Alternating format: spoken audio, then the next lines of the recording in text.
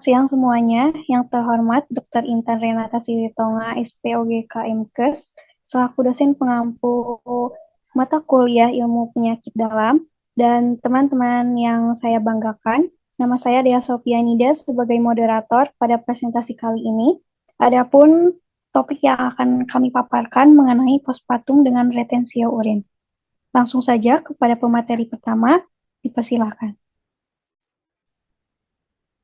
Definisi retensio urin pasca persalinan atau RUPP didefinisikan sebagai tidak adanya proses berkemih spontan atau tidak dapat berkemih spontan yang dimulai 6 jam pasca persalinan per vaginam dengan residu urin lebih dari 200 mili. Retensio urin pasca persalinan memiliki definisi bervariasi dengan gejala klinis nyeri mendadak disertai ketidakmampuan mengosongkan kandung kemih secara spontan setelah 12 jam pasca persalinan per vaginam dengan volume urin yang lebih besar daripada kapasitas kandung kemih sehingga membutuhkan kateterisasi.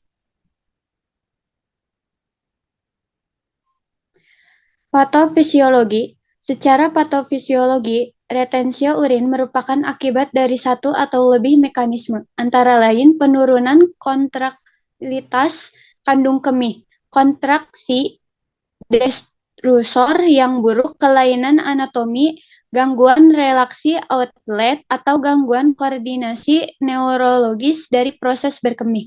Patofisiologi pada terjadinya retensio urin pasca persalinan masih belum dimengerti dan memiliki mekanisme yang bervariasi berdasarkan beberapa penelitian sebelumnya. RUPP berhubungan dengan beberapa kondisi pasca persalinan di bawah ini. Yang pertama yaitu faktor kegelisahan atau kekhawatiran dan faktor serupa lainnya yang menyebabkan hambatan oleh sistem saraf pusat. Yang kedua yaitu postur yang tidak alami. Ketiga, gangguan elastisitas kandung kemih. Selanjutnya trauma dan pembengkakan pulpa uretra dan triganum kandung kemih, refleks spasme sphincter uretra eksterna dari robekan dan insisi perineum. Yang terakhir yaitu gangguan tidak spesifik pada mekanisme neuromuskuler kandung kemih dan uretra.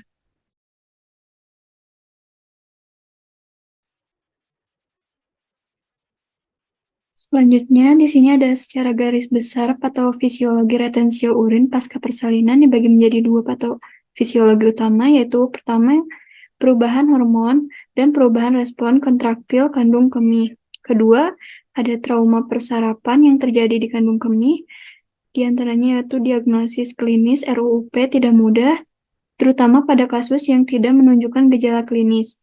Diagnosis hanya dapat ditegakkan dengan menggunakan kateter dan ultrasonograf.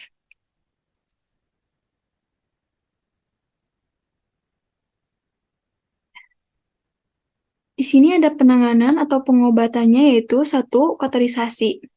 Jika pasien memiliki gejala dan tanda yang mengarah retensio urin, perlu diukur volume residu urin, antara lain dengan menggunakan kateter.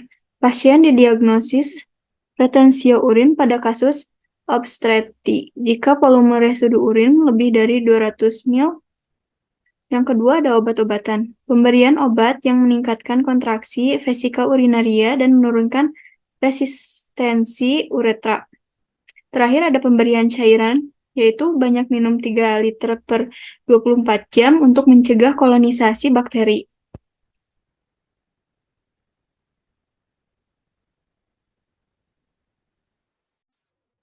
Komplikasi RUPP.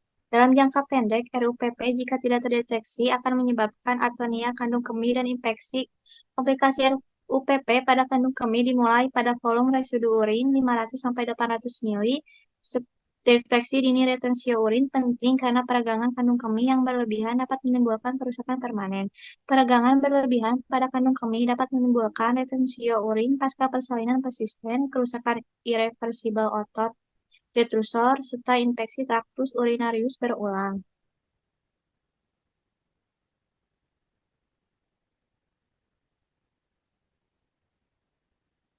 pencegahannya yaitu pada wanita yang tidak bisa berkemih spontan dalam 6 jam pasca persalinan, pemeriksaan USG atau kateter dapat mengidentifikasi RUPP secara dini.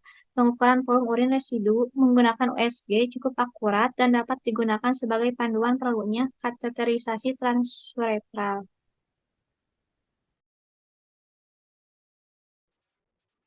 Baik, cukup sekian presentasi dari kelompok kami. Mohon maaf apabila ada kesalahan dan kata-kata yang kurang berkenan.